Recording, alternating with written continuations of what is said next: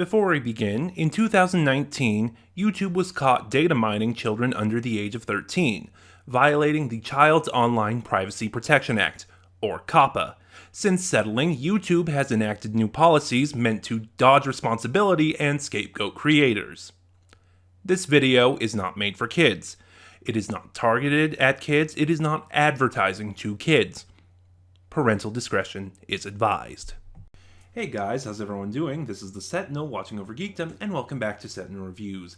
It is Monday, which means Doctor Who Series 12 time again, and today we are looking at Part 2 of the Series 12 finale, The Timeless Children, written by Chris Chibnall. As always, I will be discussing spoilers, so if you have not sorry, I've been reviewing Big Finish stuff as you've seen, so if you have not seen The Timeless Children yet, I suggest you pause this video and go hunt it down, and then come back and we'll get talking about it. And The Timeless Children. This one, I don't even know where to start. Like, obviously, I'm reviewing these Monday, so I started it a day late, so I'd seen everyone's reaction to it, which got me really worried. And honestly, I don't think it was as bad as people are making it out to be. Like, there's good stuff, there's bad stuff, there's infuriating stuff, which I'm going to try and cover it all of, but there is something really admirable about this finale, you know? Because the advertisements, which, you know, it's advertisements, you can't put much faith in them, are always like, game-changing finale. And in Davies and Moffat's eras, and when it came to the Davies and Moffat era, there was always like, psych, it's just a reset button. But Chibnall, you know, the show said game-changing finale, and Chibnall stuck to it. There was no reset button. There was no going back to the status quo. And like I said, if nothing else, I found that admirable. Really, the only time I think you should be your story should be a reset button is a regeneration story to clean the slate for the next Doctor. And then there is so much I want to talk about, and I'm not really sure where to really go with it. Let me look at my notes real quick. That's probably a good way to start. I'll start. Okay, there are two plots going on here. We have the stuff with the Doctor and the Master telling her the history of the Timeless Child, and then we have the companions and the stuff with the Cybermen. And these two plots are so disconnected for each other. There is no cohesion between them. And really, overall, with the Whittaker era, that has been one of my biggest issues. You know, when some of these episodes have spiraled off into having their own B plots, so to speak, the A plot and the B plot don't gel together. You know, like some other Doctor Who stories, when the plots veer off into an A plot and a B plot, eventually they'll meet up again, and it'll be coherent. There will be a cohesive storyline going on between the two plots. A lot of the Whittaker era, that has not happened. You know, like with the Ryan's Dad stuff in Resolution, or the stuff with the companions in Fugitive of the Jadoon, or the Cyberman stuff here. And if I'm being honest, the Cyberman stuff is the worst part of the episode. Full stop. Like, not even at least to me, the Timeless Child stuff was better, because, oh God, like I said last week with Ascension of the Cybermen, the New Who's depiction of the Cybermen is so infuriating. And a lot of that can be seen in Ashad, the lone Cyberman's exchange with the Master. You know, through this new type of cyberplaner called the Cyberium, Ashad is going to wipe out all organic life until the Cybermen are the only thing left. And, you know, the Master was talking about how great it was for the Cybermen to finally make it to Gallifrey, and say it with me now. Cybermen are not Daleks! Like that, and again, this is one of my big problems with the New Who depiction of the Cybermen. Yes, they are a threat, but they are a threat to the human race. Repeatedly. they have showed that when it's not human, they do not care. And of course, on that too, what the Master does with the Cybermen is, there was a good idea behind it. He builds a new race of Cybermen and creates, them from the Time Lords. And they look incredibly stupid. Like, I saw pictures of it on Twitter, how instead of handles, their faces had the Time Lord collars. And there was a lot of these engravings and this sort of ornate engravings on them.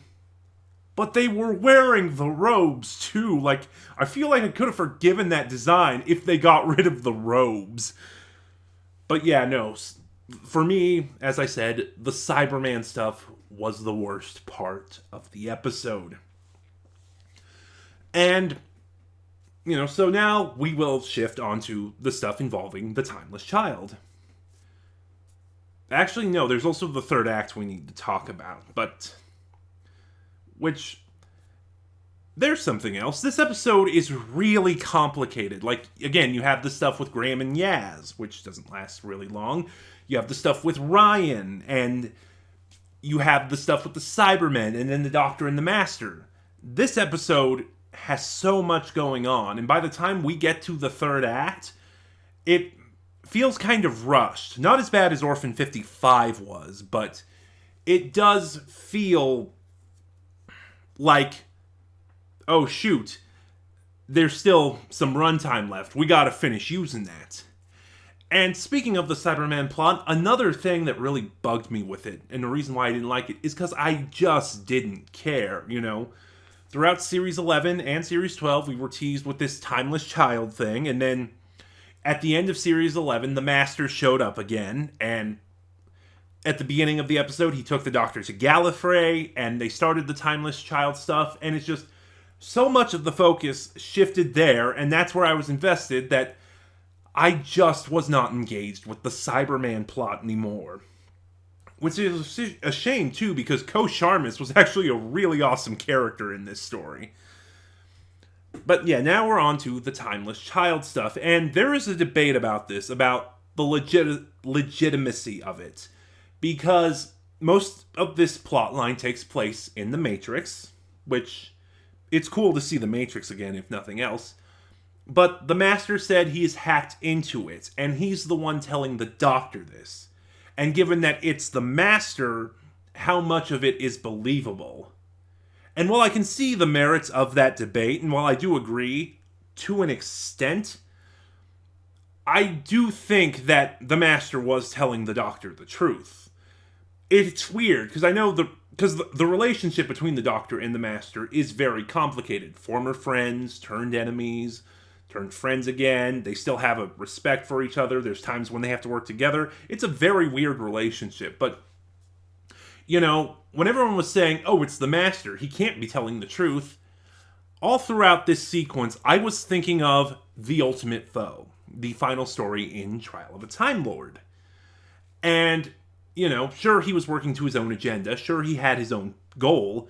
But the only reason the Doctor figured out his trial was a sham was because it was the Master who told him.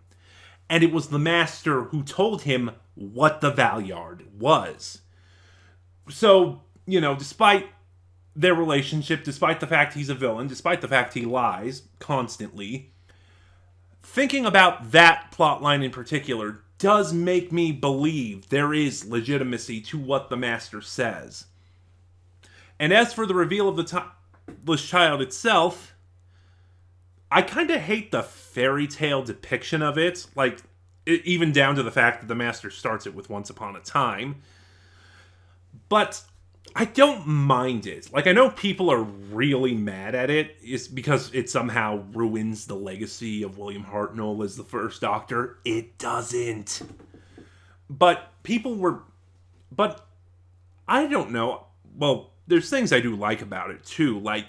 I like that he says that this story sets once and for all that Gallifreyans are the race native to Gallifrey. Time Lords are genetically modified Gallifreyans. Time Lord is a rank, it's not a species. And I've always liked that idea. I've always believed in that idea. And,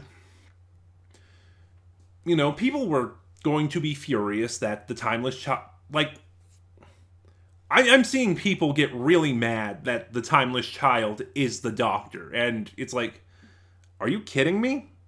I know everyone was making their predictions and making their guesses and coming up with theories, but really, that was unavoidable. There was no way the Timeless Child was not gonna be the Doctor. And it's weird because, I don't really feel strongly for this reveal, is what I'm getting at. There are things about it I certainly like. Now that I think about it, there's not anything I particularly dislike about it.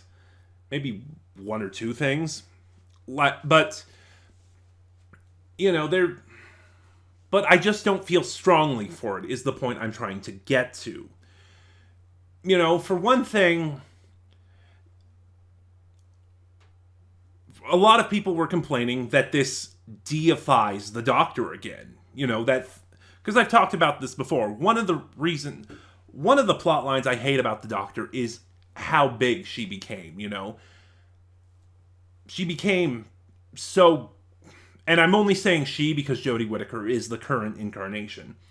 She became so big that the fate of the universe nearly hinged upon the fact she existed. And I've always hated that storyline with the Doctor for a number of reasons. It's why Matt Smith and David Tennant are my least favorite Doctors. And a lot of people are saying this really mythologizes and deifies the Doctor, and I can kind of see it, but at the same time, I can't, because first of all, I want to say the Cartmel master plan is now canon, because everyone's saying, oh, you're going pre-Hartnell, you're going to rewrite history, you're going to ruin Doctor Who. No. Google Cartmel master plan. Pre-Hartnell existed long before Chris Chibnall. And, I really don't want to spoil it either. It's something you have to experience for yourself. But, how to approach this? As far as deifying the Doctor, I don't think I agree with it, because the way the story is set up with, what's her name? The scientist that found her and raised her, it really showed the Doctor was kind of a victim as well. And no, I just totally lost my train of thought on that. And there's a lot of things I'm not really talking about because it feels like they go nowhere. Like this Black Ops unit called the Division, which I think is supposed to be the Celestial Intervention Agency, or maybe something else entirely. Or they mentioned what the Brendan plot was building up to. It was something from The Matrix. It's a long story, which that was something else. The Brendan plot, the reveal of what it was from Ascension of the Cybermen, feels really anticlimactic. But, okay, I'll just say it like this. The Timeless Child, the Doctor, was someone who was found on a boundary, like the one from Ascension of the Cybermen, the one that led to Gallifrey. And this Gallifreyan raised the Timeless Child as her daughter, and when she lost her life, she regenerated for the first time. So this dimension, this boundary where she came from, no one knows where it is, no one knows who she is, and, she can regenerate infinitely. I do kind of like that for the simple reason that, should the show go on long enough, Chibnall has created an explanation that means the show will no longer be impeded by the 12-cycle rule, and every time that we reach that limit, they won't need to come up with a new way to get around it, and I enjoy that. And like I said, it feels like the Timeless Child thing draws very heavily on the Cartmel master plan. And I'm talking in circles now. We're at 15 minutes or 14 and a half at recording this. So I'm just going to wrap up before I keep rambling more. The Timeless Ascension of the Cybermen, The Timeless Children, is a very middling finale. Like, I would certainly rank it above Hellbent, The Wedding of River Song, and The Battle of Ranskorav-Kalis, which, in my opinion, are the three worst finales the series has had. And you know what? It's like Dark Water, Death in Heaven, the Series 8 finale. It's got some good stuff, it's got some bad stuff, it's got some infuriating stuff, but on the whole, it's passable.